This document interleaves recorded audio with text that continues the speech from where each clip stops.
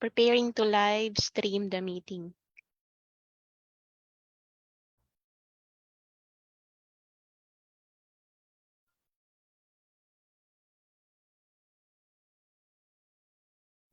Ayan, ka-live na tayo.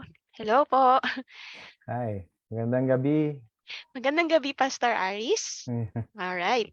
So, ngayon, nandito po tayong lahat sa Blooming Amore. Now, creating a beautiful life within. And we begin by our struggle. Our struggle is all about being a leader. How can we be an effective leader if we have a lot of struggles? So, right now, ayun na nga ulit, ulit natin. Meron tayong invited guest named Pastor Aristotle Garcia. He's from, um, all right, he's having his service as a pastor in recent in Maykawayan, Bulacan, administrative pastor of the Living Water UMC. So he actually ang dami niyang very humbling yung kanyang pinagsimulan. From being a valedictorian, elementary and high school, to magna cum laude to summa cum laude ng bachelor and masters niya. Including now, may Masters of Theology rin siya with academic requirements sa theology and a Doctor of Philosophy in Religious Studies. So, writer din siya, translator ng Bible Society, like Tagalog Children's Bible, Tagalog Topical Study Bible, and revision of New Testament of Magandang Balita Biblia, o 'di ba? Writer, translator, and editor at OMF Literature Incorporated. So here we welcome you si Pastor Reverend Aristotle Garcia. Yay! Thank you, Annabeth. Yan. Mhm. So, kumusta po kayo, Pastor? Okay naman, mabuti naman ang buhay-buhay at ang ministry. Yan. Ano pong pinagkakaabalahan nyo ngayon, Pastor? Actually, bukod sa church involvement ko sa Maykawayan, Bulacan, ako ay nagtuturo din sa PCU, sa mga college students doon, Mm-mm. ng Christian ethics. Yun yung subject na tinuturo ko. Wow, Christian ethics. Pagkatapos dun sa mga graduating nursing students sa PCU na nakakampus sila sa Mary Johnston, doon naman tinuturo ko naman ay Christian in Society. So, Wow. yun yung ginagawa ko ngayon. Mhm. Yes. Yes. Matagal na po kayo sa pagiging pastor? How many Yeah. years na po? Oo, kasi bago ako naging pastor ng United Methodist Church, ay nagpastor muna din ako sa Evangelical Methodist Church in the Philippines. Mas kilala siya sa tawag na Yemilif ng 20 years, simula ng Oh. 1987 hanggang 2007. Pagkatapos nag-live ako ng 4 na taon, tapos saka ako nagpastor sa United Methodist Church noong 2011 hanggang sa kasalukuyan. So, Alright. pagka binilang natin, nasa 31 years na rin sa Hmm, pagpapastor. tagal, Oo, grabe. matagal-tagal na. Grabe yan. So, paano po kayo nagsimula as a pastor? Oo, naku. Ganito lang kasi yan eh. When I was 14 years old, okay, nag-aaral ako ng VCS. Nag-a-attend ako ng VCS. Then the pastor invited me to come with him dun sa isang mission church namin. Doon sa isang island. So, syempre, kabataan, di ba? Pagka 14 years old ka, gusto mo yan, adventure, pupunta ka sa iba't ibang mga lugar, makikipagkilala ka sa iba't ibang mga tao. At kahit na taga-bit-bit lang ako ng gitara ng pastor namin, I enjoyed going with him dun sa mission church na yon. Hmm. Pagkatapos nag-share siya ng gospel dun sa mga tao, tapos ako, hindi ko pa pala tinatanggap si Jesus as my personal Lord and Savior. Pagkatapos, yun yung time dun sa panahon na yon, doon naman ako nakakilala sa Panginoon. At dahil nga ako ay nakakilala sa Panginoon, sa aking pagmimisyon, sa pagpunta sa ibang mga lugar para ma-share ang gospel, sabi ko sa sarili ko, mabubuhay ako para sa pag-share ng gospel sa ibang mga tao. At simula noon, talagang gusto ko na isinishare yung gospel sa mga kakilala ko, sa mga kaibigan ko. At gano'n nga yung ginawa ko nung kabataan ko. Di pa ako nagpapastor no'n, pero nagbubuo na ako ng mga Bible study groups, ganyan. Hmm. Hanggang sa nakita ko yung sarili ko na nag-e-enjoy sa ganitong gawain. Hmm. At para mas mabuo yung aking ministeryo at paglilingkod sa Panginoon. So desisyon ako na magpastor. Dahil Mm. nakita ko, tinatawag ako ng Panginoon para magpastor. So yun yung aking vocation. So yun po yung naging motivation niyo or nag-push sa inyo para kayo ay maging pastor, Yeah. Yeah. tama po. So in your years of, church service, ano po yung mga struggles niyo? Ayan na. So baka gusto niyong Oo. simulan sa sa first year or Oo, yeah. kahit yung Oo. mga pinaka-unforgettable niyo na lang po or kung may latest kayo, most memorable na struggle ng pagiging pastor? Sa akin kasi kung isa-summarize ko siya, no, yung lahat ng mga struggles, mostly doon sa relationships eh. Alam mo yan, yung ang pwede kasing ang struggle ng isang pastor ay yung makikita niya yung kanyang sarili na nagkakaroon ng problema sa kanyang relasyon sa Diyos. Yan yung Hmm. unang struggle. Pangalawa, yung kapag nagkakaroon tayo ng struggle, ng problema sa relationship natin sa kapwa natin.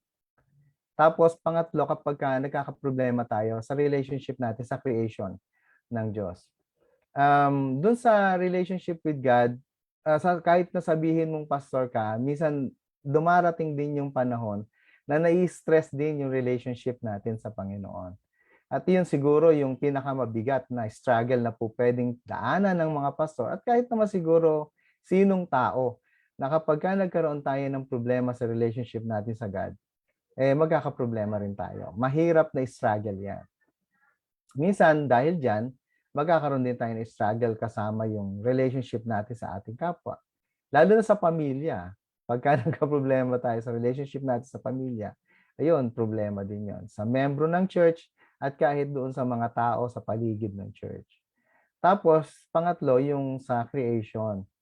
Nagkakaproblema din tayo o nai-stress din ang mga pastor, leaders o kaya naman kahit na sinong tao kapag ang problema natin, nagkakaproblema tayo sa relationship natin sa creation. Kapag hindi natin pinapahalagahan yung pagkakalikha sa atin ng Diyos at yung kanyang nilikha, nagkakaproblema din tayo. Ayan, nagkakasakit tayo, di ba? Na-hospital tayo, nagkakaroon tayo ng problema sa yung stress natin, katulad yun nung nagkaroon ng pandemic, di ba? May mga struggles tayo na dadaanan. Mhm. Siguro if you will ask me if I could share one experience na nagkaroon ako ng itong struggle nitong lahat na ito, nung nagkasakit si Ate Beth, if you can still recall, Opo. nung na-encounter mo kasi siya, nakilala mo kasi siya, nagda-dialysis na siya di ba? Opo. So yun yung sitwasyon nung nakilala mo kami. Pero Mm. kapag tiningnan mo way back, noong na-diagnose siya na meron siyang karamdaman na ganito, alam ko yun, 2012 yun. Imagine 2012. Tapos, kababalik ko lang sa ministry kasi 2011 ako bumalik sa ministry, di ba? Tapos na-diagnose siya. So, ano yung unang-unang reaction ko doon? Di syempre, magtatanong ako kay God. Sabi ko sa kanya, Lord, ano to? Bakit ganito? Na-stress ang relationship ko kay God sa panahon na yon. Ang question kasi doon, teka Lord, bakit kung kailan ako bumalik sa full-time ministry? Kung kailan ko ibinigay sa iyo yung buhay ko? Kung kailan ko i-give up yung trabaho ko na kumikita ako ng malaki? Kasi noong bago ako bumalik sa full-time ministry, ang kinikita ko, 30,000 yung basic, pero yung overtime ko kasi dollars eh. So yung pagkalampas ako ng quota, as senior editor kasi sa Makati, pag na-meet ko na yung quota ko, halimbawa 300 articles a day, a week. So halimbawa Wednesday pa lang natapos ko na yon. Mag-e-edit pa ako na mag-e-edit. Hmm. At bawat ma-edit kong article ay $3 yon. Bawat isang article na may edit ko, $3 and $3. Imagine mo yon, yung Huwebes ko at saka yung Biyernes ko, spend ko siya sa paggawa ng mga overload ko. Tapos binabayaran ako ng dollars. So umaabot ako ng 50,000 hanggang 60,000 sa isang buwan. Yun yung kinikita ko. Then I gave that up para sa pagbalik ko sa full-time ministry, sa pastoral ministry. Pagkatapos, kung kailan wala na akong sinusweldong 50,000 o 60,000, saka magkakasakit yung asawa ko. Na very financially stressful, di ba? Hmm. Kasi ang mahal magpa-dialysis. Sa totoo lang. So, yun Mm. yung ko. Siguro kung susumahin ko yung 7 years na pagdadialysis ni Ate Beth, siguro nasa mga 3 to 4 million ang nagastos namin para Laki. doon. Oo. Pero, eto naman, ang ganda naman doon ay ang Diyos ay nag-provide. Amen. Yun, ang Diyos ang nag-provide. Na-stress din yung relationship ko sa kapwa ko. Minsan, nagagalit ako kay Ate Beth pagka pinapabayaan niya sarili niya. Kasi hindi siya dumadaing, yung ganon, nagkakaroon Mm. kami ng problema. Sa Mm. mga anak ko, nagkakaproblema din. Tapos, makikita mo yung palang creation yung na-break, ganon, yung palang natural laws ang na-break, di ba? Yung hindi mo inalagaan yung katawan mo, so ano mangyayari? Magkakasakit ka talaga. So, yun yung mga naging problema ko doon. Mm. Pero inayos naman yun ng Diyos. Mm. So, yeah. So, sa palagay niyo po pastor, meron kayong sa gitna ng mga panahon na nag-struggle kayo, sa palagay niyo meron po ba kayong may maling na desisyon? Hindi po ba kayo nag-regret Mm. or something na parang, "Sana hindi ko lang sinuko 'to para hindi nangyari 'to." Wala po bang gano'n? Oh, meron. To be honest, meron. Meron gano'n. Yung bang, yung, at kasi umalis pa ako sa work ko eh. Di ba gano'n? Yung bang, Hmm. kasi gusto naman ako dun sa work ko. Effective naman yung ginagawa ko sa work ko sa Makati. Hmm. Pero dahil gusto kong sundin ang kalooban ng Diyos, give up ko yun, di ba? Tapos, merong mga panahon na, bakit kasi give up ko pa eh. Pero kapag naman tiningnan ko how God provided for our needs, yung meron siyang gagamitin, minsan mga government institutions, minsan may mga individual persons, minsan mga politicians tumulong din sa amin.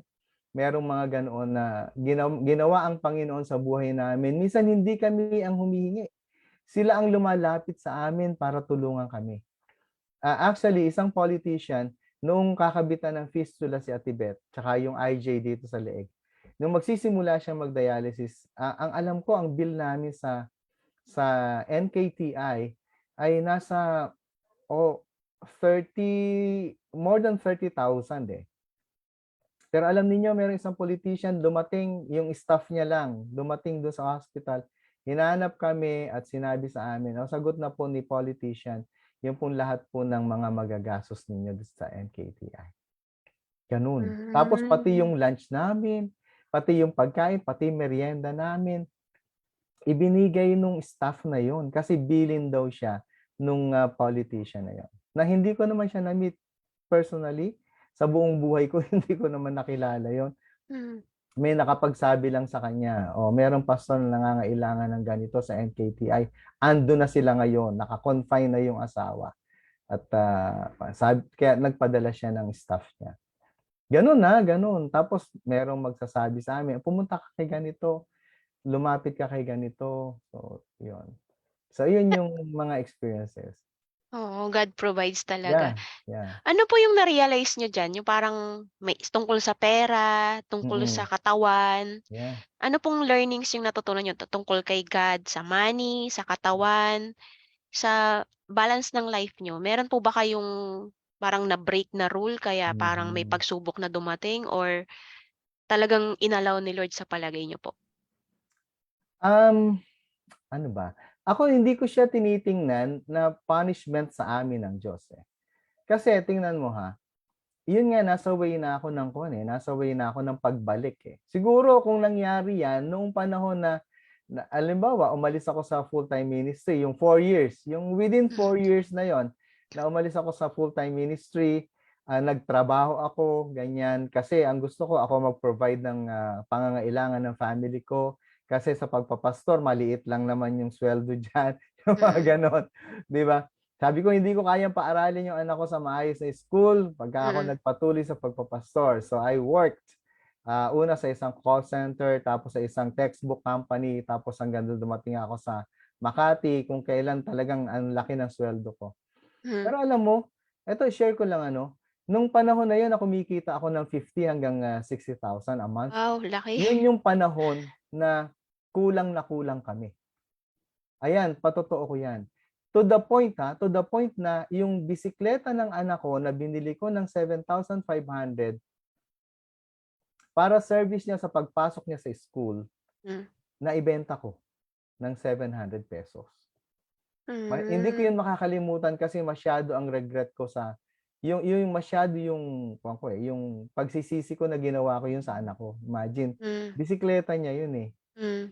ta's binenta ko lang siya ng 700. Mm. Natutuhan ka Hmm. ring umutang sa 5-6 nung mga Hmm. panahon na yon, na alam Hmm. ko ayaw ng Lord yon, pero nung kumikita ako ng 50 to 60,000, yun yung naranasan ko. Nangungutang ako sa 5-6. Hindi Hmm. ko pa sinusweldo, ipinambabayad ko na. Hmm. So ganoon. Pagkatapos nung namang ako ay bumalik sa full-time ministry, ang natatandaan kong unang-unang sweldo ko sa pagpapastor ko nung bumalik ako 13,000 a Hmm. month. Okay, maliit lang Liit. siya. Oo, Grabeng maliit liit. lang siya. Pero alam mo, yun yung panahon na na-diagnose si Ate Beth na meron siyang problema sa kidneys niya. Tapos, pinagamot namin siya kung saan-saan kami nagpuntang hospitals. Tapos hanggang sa yun nga, na nilagyan siya ng mga tubo, nilagyan siya ng mga kailangang devices para magawa yung dialysis sa kanya. Pagkatapos, doon naman yung panahon nag-o-overflow naman yung blessings. Doon yung panahon na hindi pa namin kailangan yung pera, dumadating na. Yun yung Mm. panahon na minsan may kokontak na lang sa amin, magpapadala sa amin ng dialyzer, yung parang tubo Hmm. na ganoon na doon Hmm. sinasala yung dugo ng mga dialysis patients. Hmm. Darating isang kahon, gano'n. Hmm. Oh, hindi namin alam, hindi namin sila kilala. Kaya sasabihin mo na lang talaga, oh, papaano mo sasabihin na yung 50 to 60,000 a month, mas malaki doon sa 13,000 a month na nandun ka sa kalooban ng Diyos, 'di ba? Mm. Oo. Yung kumikita ka ng 50,000 na nasa labas ka ng kalooban ng Diyos, na hindi mo sinusunod yung will ng God, Hmm. napakahirap na buhay yon Hmm. kumpara doon sa, okay, kumikita ka ng 13,000 a month, pero ikaw ay nandoon sa gusto ng Diyos na paglagyan sa iyo. Yes. Yes. Yun, 'di ba? Yeah. So, yun. Yung blessing talaga, nandun talaga yung Yan. faith, nandun yung love, Mm, peace, mm. and joy deep inside your heart. Mhm. Tama. Kumpara nung marami kayong pera, Mm. parang parang nasa inyo na lahat eh. Kasi Yeah. kung 60,000 nabibili niyo na lahat ng gusto niyo nun nung mga Tama. panahon na yun. Mm. Kumpara ngayon na kumbaga parang napalitan ng kayamanang hindi mapapalitan na naibibigay ng Diyos sa buhay. Tama, Tama tama. po. Yeah. Siguro bilang isang leader po, yung response nyo as a leader dun sa mga Mhm. pagsubok na dumating sa inyo, ano po yun? Kasi parang feeling ko, nagpapatuloy pa rin kayo eh, in spite dun sa Mm. nakita kong kalagayan nyo, struggle nyo. Mm. Pwede na ulit kayong bumitaw nun eh. Yeah. Gusto ko nang Mm. bumitaw, pero hindi, kumapit pa rin kayo kay Lord. Hindi Yeah. kayo yung katulad ng iba na parang nagtampo na kay Lord, nagtanong na kay Lord, nag-question na siya.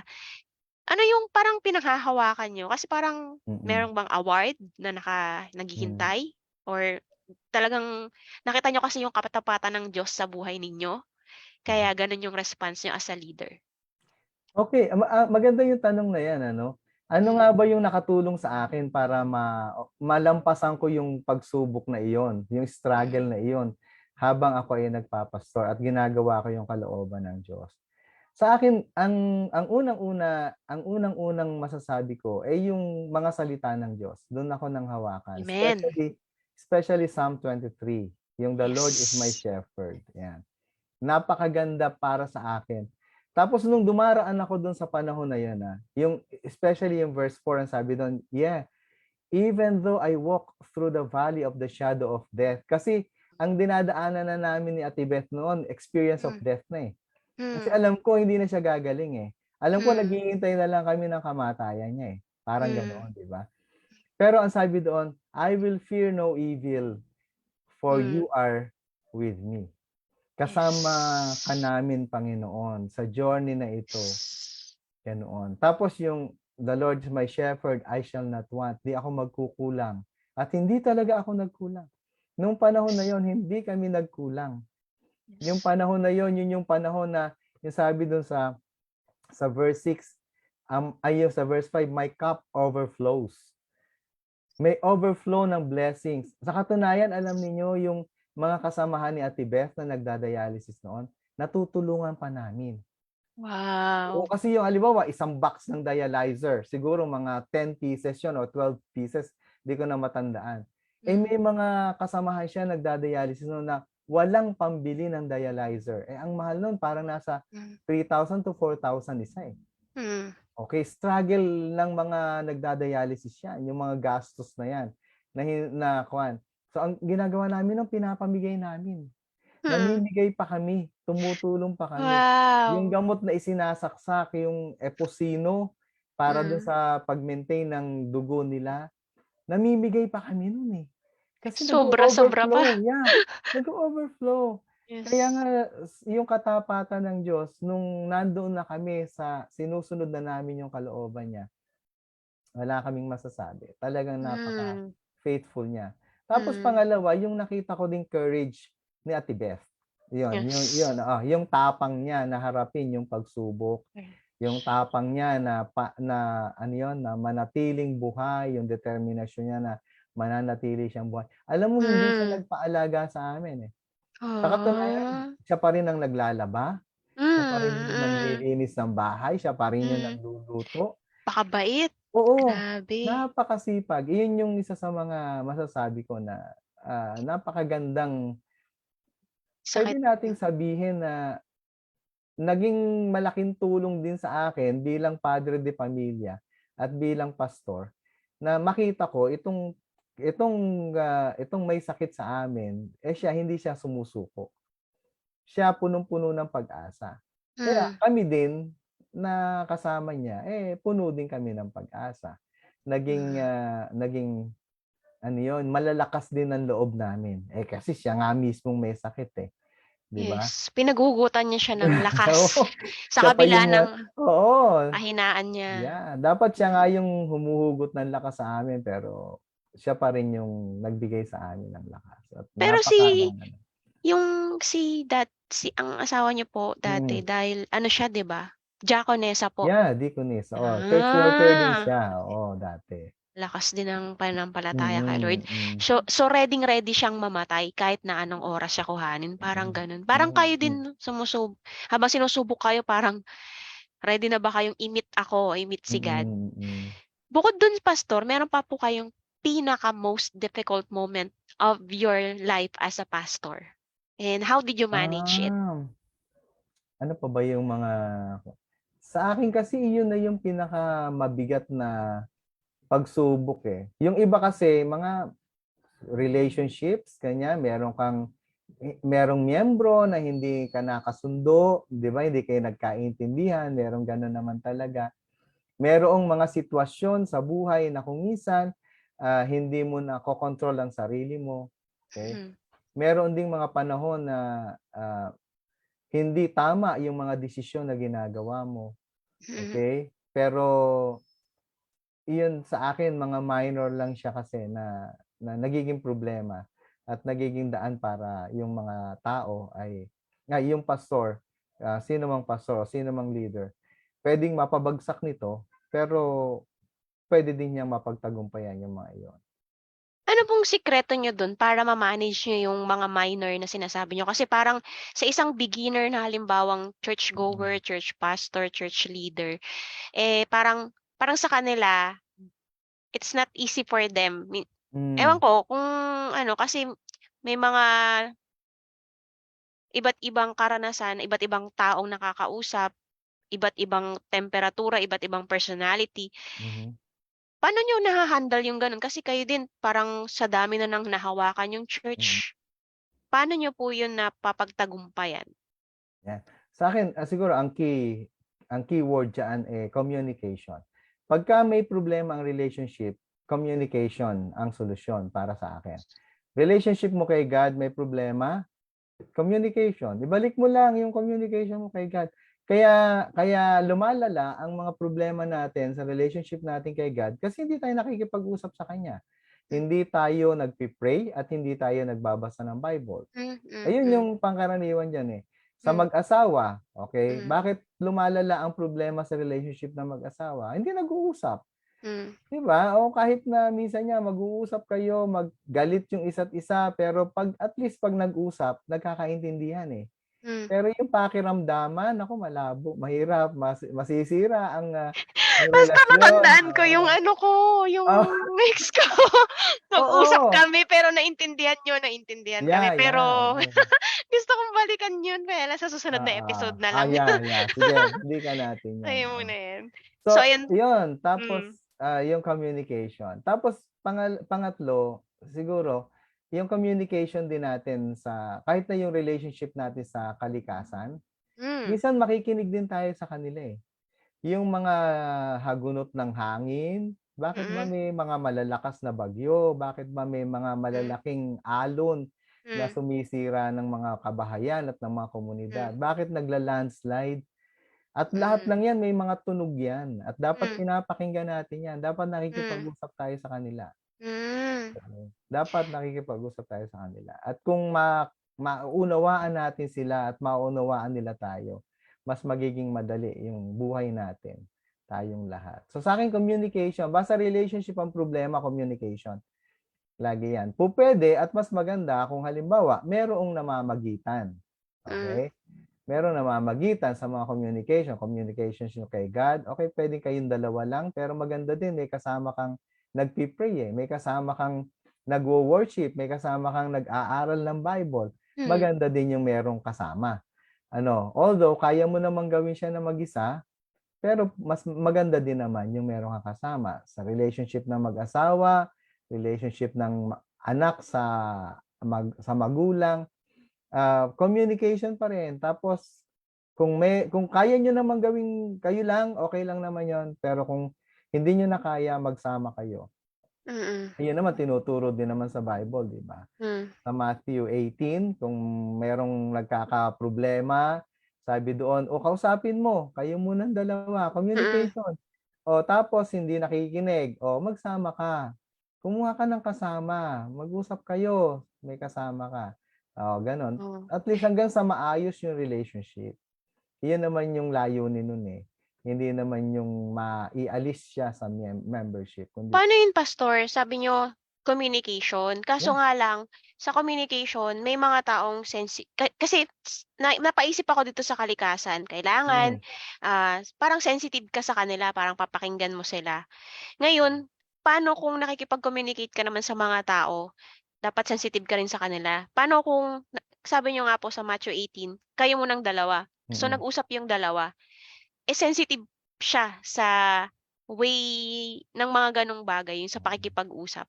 Parang 'di siya sanay na parang sa mga open forum, Mhm, mhm. pag-feedback, pag-open. Paano ano yun, Oh, i-adjust? yun yung panahon na kailangan mo ng kasama, 'di ba? Okey, Okey. halimbawa Kaya yung halimbawa kung problema ng mag-asawa, the marriage counselor, punta ah, kayo doon sa mga expert diyan sa bagay na 'yan, makipag-usap kayo diyan. hmm, Makipag-ugnayan kayo diyan.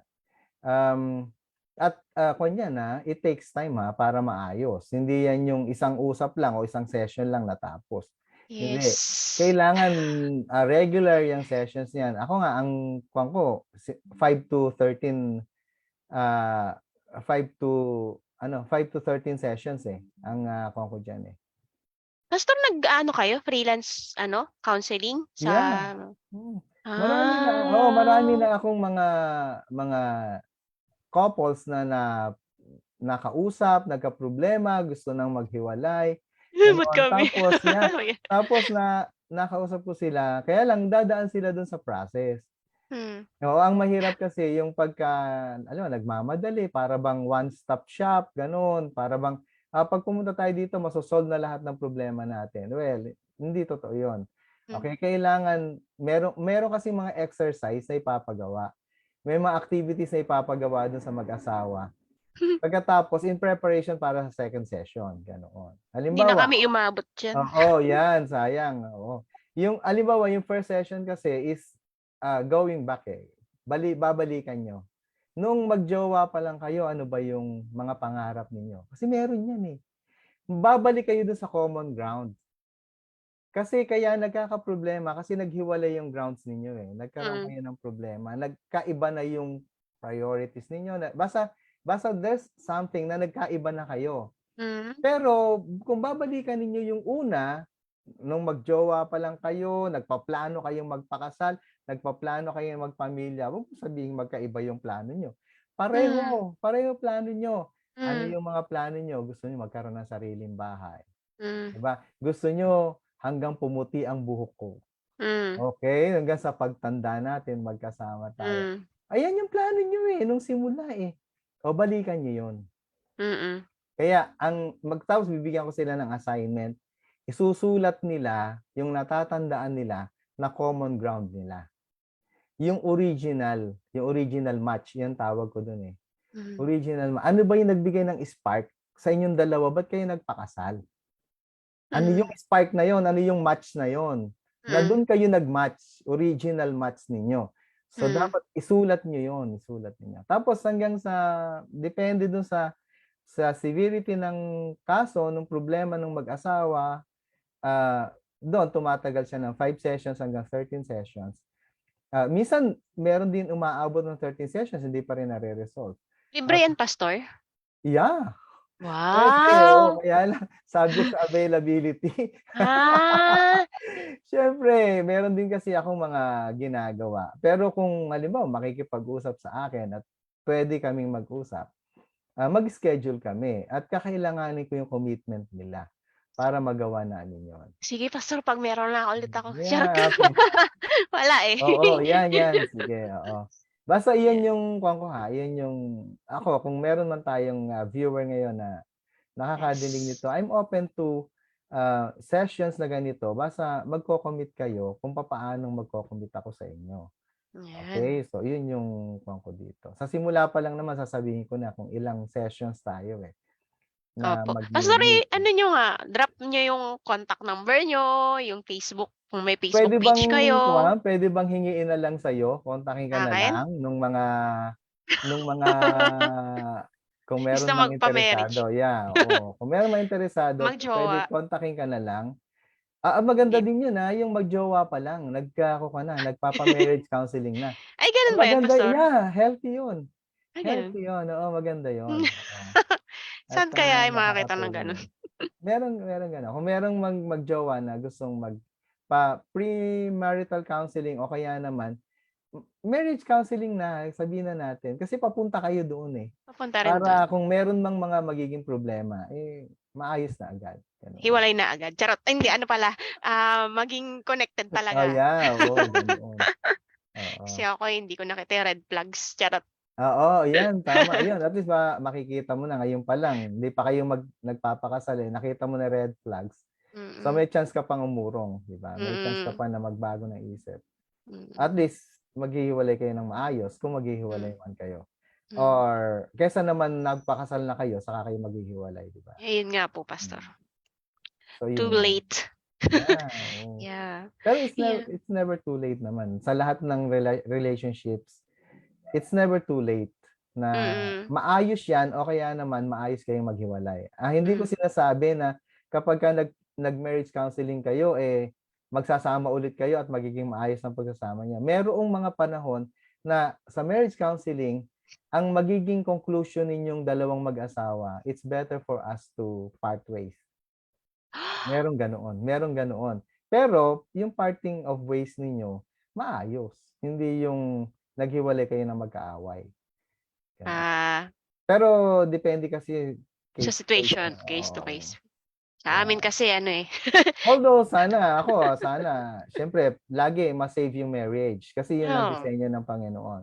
Lagi yun. Masave ang marriage. Yun ang unang dapat gawin. Pero, kung sakali talaga, yung sitwasyon, merong mga sitwasyon kasi na halimbawa meron ng violence, physical Hmm. violence, kahit ako sasabihin ko na you better, separate, puwedeng muna mag-separate muna kayo o kaya naman mag-separate na kayo permanently, Yes, ganoon. permanently. Yeah, oo, ganoon. Kasi kung merong violence o kaya may abuse, ayun 'Yan. yung mga sitwasyon. Pero kung halimbawa, yung violence na yon, yung abuses na yon, Hmm, pupuwede pang ma-correct, yeah, hmm. dun pa rin tayo pupunta kasi, eh. Ise-save natin kasi yung marriage, eh. Yun yung pangunahing layunin ng marriage counseling. Ang sinasabi ko lang, kapagka talagang na-explore na natin yung lahat ng mga possibilities ng restoration ng peaceful marriage at wala pa rin talaga, pupuwedeng dumating din doon sa ganoon. So, ayun Hmm. lang ayoko lang din magbigay ng false hopes na Yes, kapagka yes. kapagka marriage counseling, okey na 'yan, Hmm. maaayos 'yan, hindi ganoon. Kuwan 'yun, hindi totoo 'yun, ganoon. So pastor ano kayo 'no, writer, marriage Yeah, counselor, pastor, professor 'no? mhm, Sobra kayong ano na leader na talaga kayo, parang super established na hmm, kayo.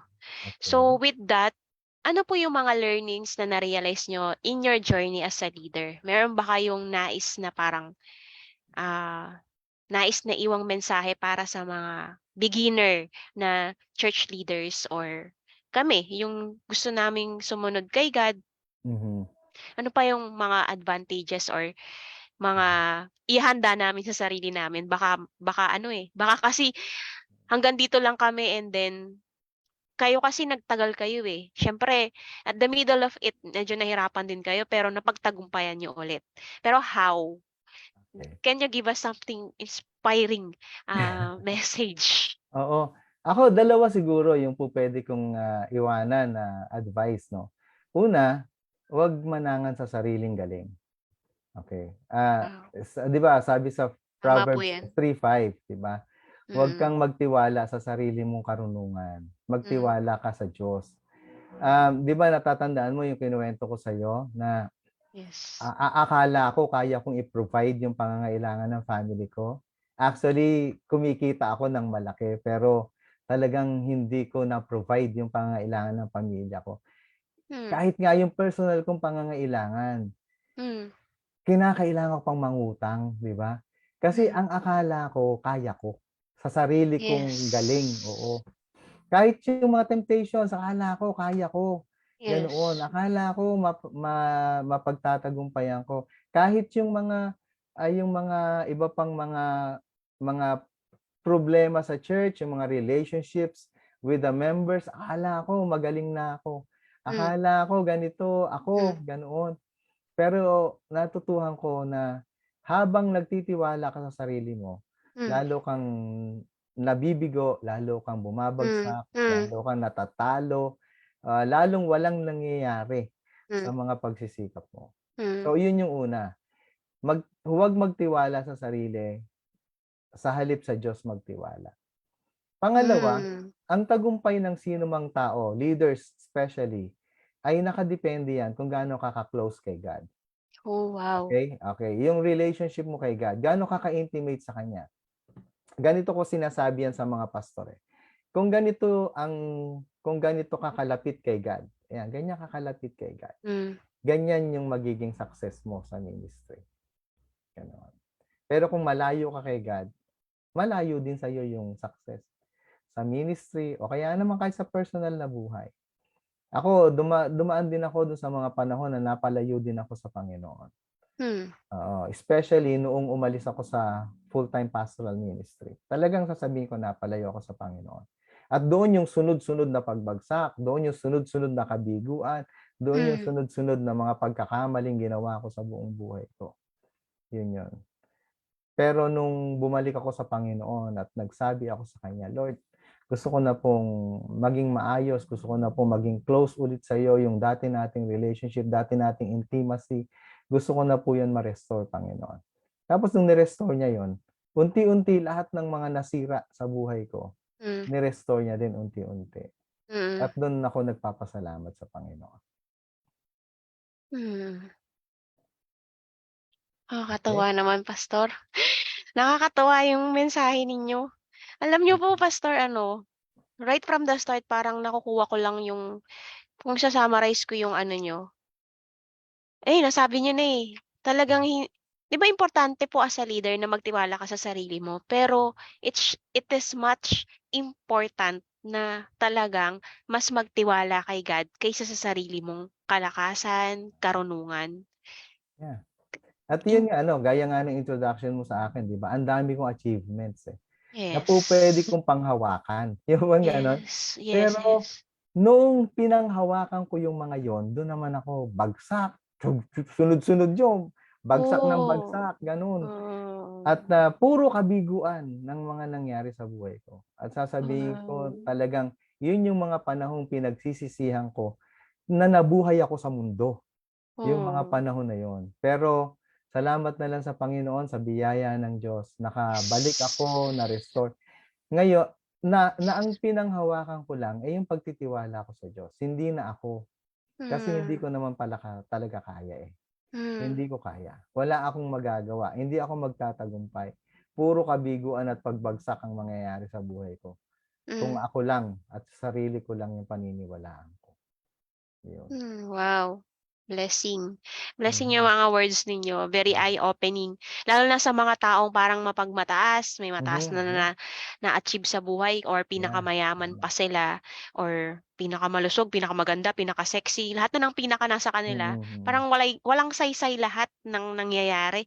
Kung yung purpose ng buhay mo lang is parang magpakasaya sa mundo. Pero kung wala si God talaga, parang di meaningful yung life. Tama, tama Tama po yan. ba, Pastor? Yeah, Parang yeah. ganun nga. Mm. So, yun yung naiintindihan ko. So, importante pala, Pastor, na kahit gaano ka ka-busy sa ginagawa mo, importante na connected ka kay God. Amen. Yung habang Amen. tinatakbo mo yung naisin mo sa buhay, yung number one factor na nagmo-motivate sa'yo ay si God. Tama po ba, Pastor? Tama, tama 'yun. Oo. Kasi parang dati walang saysay. Though Mhm. para sa'yo may saysay, pero at the end factor nun parang wala namang walang patutunguhan, walang Mhm, destinasyon. mhm, Pero mhm. sa inyo, yung na-realize niyo ang nangyayari nung mas naging makahulugan yung buhay niyo, mas naging pagpapala, mas naging blessed kayo nung bumalik kayo sa Panginoon, nung Amen. lahat ng mga ginagawa mong success ay para sa Kanya lahat. Amen, tama. Glory to God. Amen. So, with that, we Mhm. have kasi po ano talaga, 40 minutes po 'to, nag-start tayo Yeah, ng 6 okay. o'clock. So, we're going to end our Mhm. session or episode this time. Sana ma-interview ko ulit kayo, Pastor, Yeah. 'pag may time kayo. Mm, mm. Um, Sige, message lang. yes po.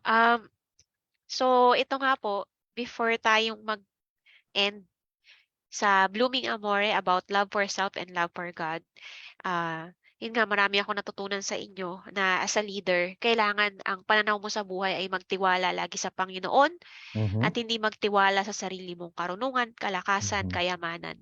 So, isang bagay yun na sa isang tao na parang nasa kanya na lahat, hindi mo magagawa lahat, hindi mo pa rin kaya lahat. Hindi Tama. mo hindi ka puwedeng manghawakan sa kung anong meron ka dito sa mundo, lahat yun galing sa Diyos. So, thank you po sa ano, sa message niyo po sa araw Yeah, na okay. ito. Um Welcome.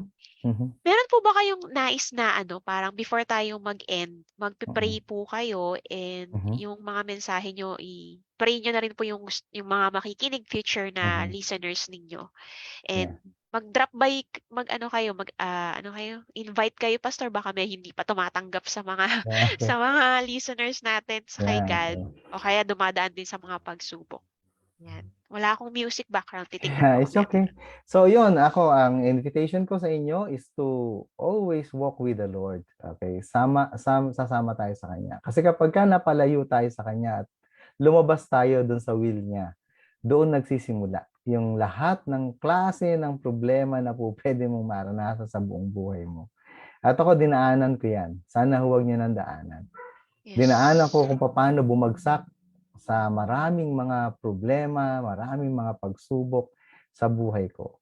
Naranasan ko na maging malayo sa Panginoon at yun yung pinaka-miserableng bahagi ng buhay ko. Ngayon, gusto kong i ipaalala sa inyo isang relasyon sa Panginoon isang maayos na relasyon sa Panginoon ang tutulong sa atin para mapaglabanan natin at mapagtagumpayan natin yung ating mga pagsubok, mga tukso na dumarating sa buhay natin. Okay. Kung meron kayong mga problema, pwede ko kayong matulungan sa pananalangin. Pwede niyo akong i-message. Siguro hingiin niyo na lamang kay Dr. Annabeth yung inyong yung aking contact info para makausap ko kayo. Mag-message lang kayo, tatawagan ko kayo. I will do my best na makapagbigay ng time sa inyo. So, hanggang dun sa kaya kong ibigay na time kasi medyo marami na rin kasing okupado na rin kasi yung time ko. Pero I can still give time doon sa mga kapatid natin, so sino man sa mga nakikinig na nangangailangan ng tulong, payo, kung ano man ang maipapayo ko mula sa karanasan ko. Ang maganda lang sa akin kasi bumagsak na ako. Ang maganda lang sa akin, nagkamali na ako. Ang maganda lang sa akin, nag-fail na ako ng maraming beses. Kaya pwede ko kayong matulungan para hindi niyo na maranasan yung pinagdaanan ko. Okay, sige, mag-pray muna tayo. Okay, sige. Let us pray. Aming Diyos, maraming salamat po sa opportunity na maibahagi ko po yung mga bahagi ng buhay ko sa mga panahon ng aking pagbagsak, sa mga panahon ng aking mga struggles, sa mga panahon na napalayo po ako sa iyo upang maging halimbawa po para po sa sino man sa mga nakikinig at nakakapanood nito na maunawaan po, Panginoon, ang kahalagahan ng pagiging malapit sa iyo.